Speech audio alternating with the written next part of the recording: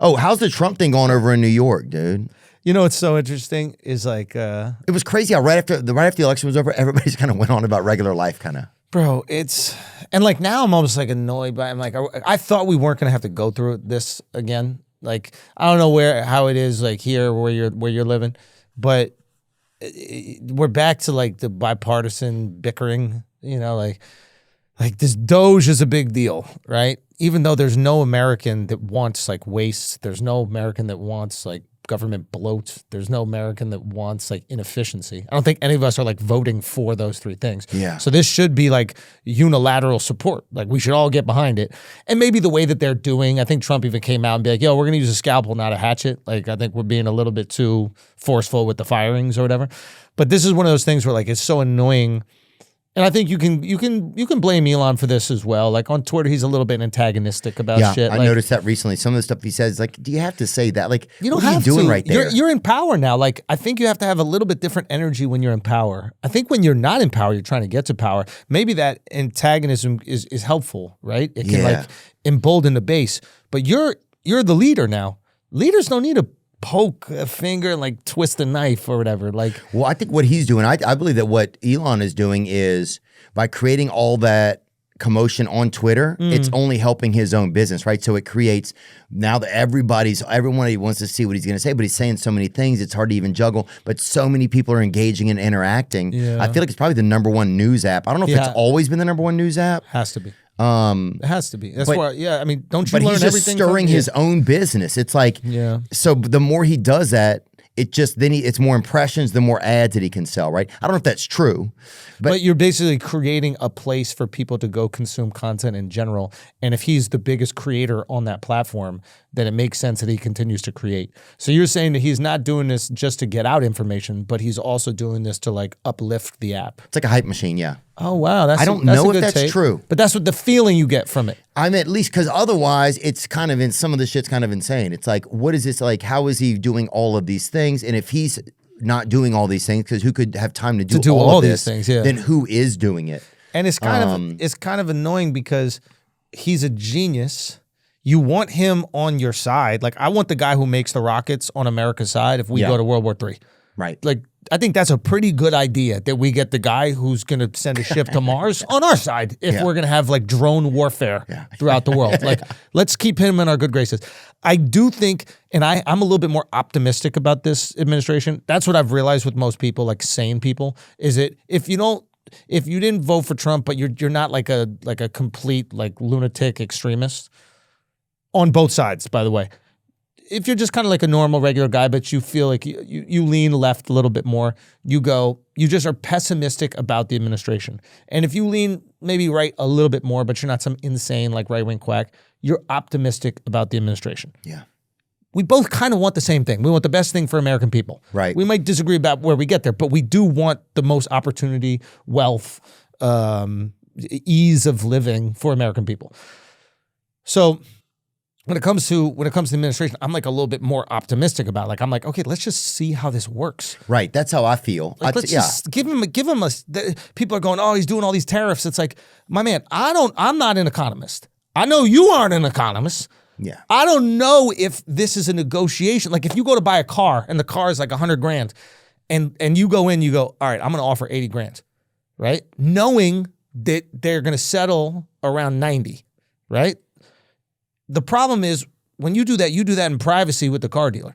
Trump got to do it publicly, and now he's got people in his own country going, how dare you offer 80? That's so disrespectful. And he can't come out and go, dumbass, we're going to settle at 90. I just got to start at 80. So could you give me fucking 2 weeks to get here? Yeah, they don't give him nobody gives him a beat to see what the long-term plan is. Like, if you want manufacturing jobs back in America, then you have to make it so that it makes more sense for people to make cars in America. Maybe. That's just business. Like, I agree with you. I never was against Biden. I've never been against anybody that's been in office. I've always just wanted the best. It's like, I want the best. I'm never going to depend on the government for my life. Like, I don't wake up every day and see what the fucking government's doing.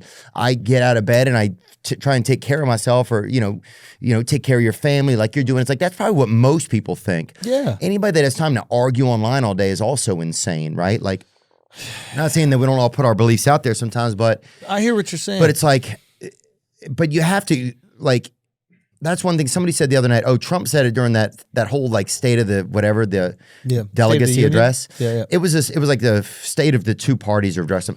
If you got to watch the hour and a half of that, I don't care what side of it. This shit was hilarious. It was like somebody who wrote like noises off or something. It was just a fascinating Joint Congressional Committee's address or whatever. Yeah, there was like fucking, they kept cutting this white dude that was asleep. They threw Al Green out. People thought he was Jimmy Snuka. They fucking threw him out, dude. They kept people, like Democrats that only had their feelings on little signs that said like not good or gazoon tight or whatever. I bumped into Al Green at the Breakfast Club. He was going on after me, and someone was like, hey, who wants to... Al Green wants to say hello. And I was like, yeah, sure. That'd be cool. And this guy just got chucked out of the fucking Senate. That'd be, whatever. And I went and I go, I shake it, and like his like handler or something like that is like waiting there with like a camera like tucked here for the handshake picture. And I was like, did I just get set up in a photo op to make me look sympathetic to what happened? Like, I'm like, what exactly is going on? That's crazy. Yeah. Well, that's also scary when everybody has cameras everywhere now. Yeah. Yeah, a lot of people thought that was Jimmy Snuka, which makes total sense as well. Yeah. I still think it was. What dude. a body, huh? Let's get it on. Was that was Al Green? Let's get it on. Let's get it on. Yeah, I think so. But yeah, so it's a tricky time now politically. But I just still like, yeah, you kind of hope like hopefully there's some long-term strategy here. It's like, because if you just look at the little bits, it's kind of fucking scary. Also, and I'm not trying to just like bag on the last administration, but like if people are uncomfortable and the last administration was running on this platform of, hey, we're going to keep doing the same thing that we've been doing. That was a bad plan. You can't really blame Americans for going, well, that's not working for me right now. I got to try something different. Yeah. And then giving the new thing a little bit of leeway. It's not like, again, I might be more optimistic. And if it goes bad, I will be the first person to criticize it. Right, I have no problem criticizing whoever's in power. Yeah. Okay, this is the easiest thing in the fucking world for me. But I am hoping, I'm at least going to give a little bit of grace and hoping that this is going to work out for all of us. And I'm going to give it more than a fucking few months. I'm going to give it a little bit to see where it goes. And if it does go, I'm not going to be the guy to go, told you so, you fucking idiot. Like, because that's not the joy that it brings me. The joy that brings me is like, hey, shit, we're actually making some cool change. Right, America's going to be doing better. We got opportunity to start here and get up here. Imagine if you brought some industries back where people have pride in their homes and in their towns, dude. I'll tell you this. We've gone on this tour I've been on. We've gone to probably 200... the top 200 cities so far, size-wise, right? Yeah. We've gone fucking everywhere. And a lot of the places, man, it's the same. It's like there's not a lot of businesses there. There's some cities that have kind of changed and had some turnaround and it's been uplifting, but there's been a lot of places that it hasn't, Whoa. And it's sad. It's like, oh, all this place needs is one good, like, influx of people and a purpose. When people have jobs, they have purpose. Yeah, and so it's like I'm for surely gonna stay hopeful. I hope that if there's some tariff stuff and then we start making our own fucking cars here, dude. There's a guy who just made a show, a t-shirt. I think it's called American Giant. Can you look that up? There's a guy, he wanted to find a t-shirt that was made in America, American Giant clothing. He couldn't even get a t-shirt that was completely made here. He couldn't get a whatever this is called, a template or a blank. Yeah, a blank in America. He couldn't. They didn't have it. Right? They didn't. We don't make a fucking t-shirt in this company. Right? Country. Yeah. So don't they make Teslas here? Yes. So Teslas are an American-made car. So like bare minimum, and like I'm not trying to knock any of the American, other American cars, right? Like, but I don't think Ford is entirely made here. Right. I might be wrong. I don't think they are. You drive Ford, somebody said to me. I'm like, that's when I knew. Like, hold on. How's this guy know how to pronounce it? Swedish guy?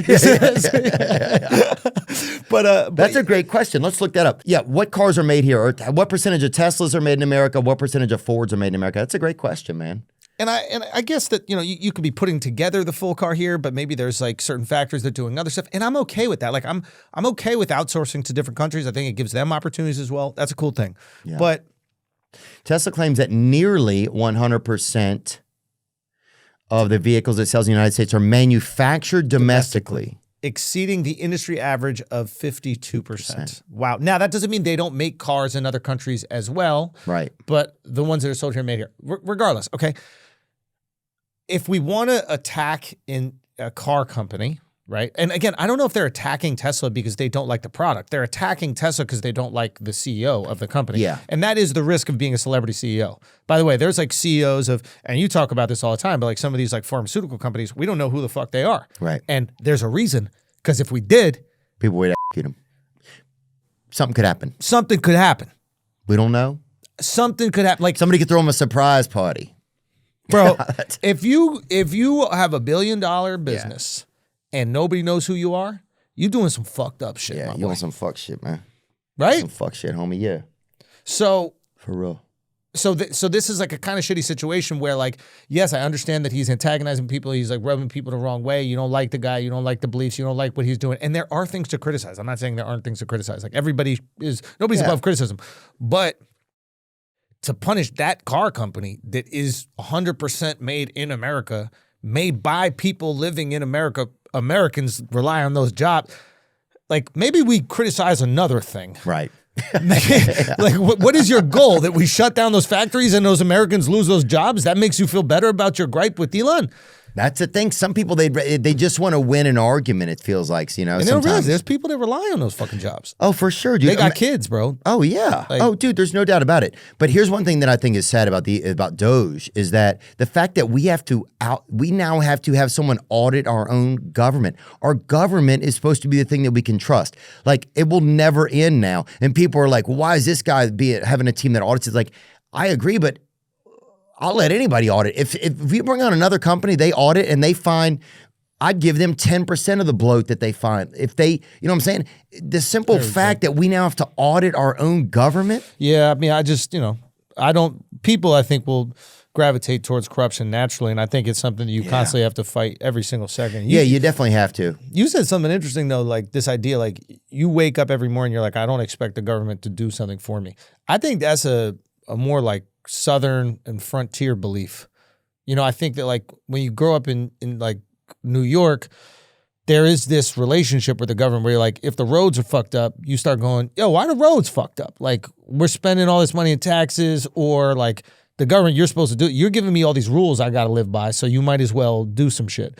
But that's interesting that you have this perspective, which is like, I don't expect anything from you guys. And I wonder if when they encroach on your freedoms, it's that much more annoying because you're like, I don't rely on you for anything and you're going to tell me what to do. Whereas we might be more accepting of the laws and the encroachment of freedoms because we are more reliant on them for certain things. So, and I wonder if that's why like some of the COVID stuff was way easier to accept in big cities because we already have this symbiotic relationship with government. Right. Whereas in place like Florida or even, you know, more other like Southern, maybe I guess some red states, not all. Yeah, a lot of rural areas. In more rural areas, it's like, yo, listen, don't mess with me because I don't ask you for shit. Right. And now you're getting into my house and telling me what to do when I already don't ask you for anything. Right. We have one road. We keep it clean. It's fine. Yeah. I drive a truck, so you don't have to pave it. Yeah, it's fine. That's it. Right. We're doing, Yeah. That's a good, but it is interesting how like different areas could affect your perception. And yeah, like I think a lot of like, one other thing is I think a lot of people just worry about our traditions starting to disappear.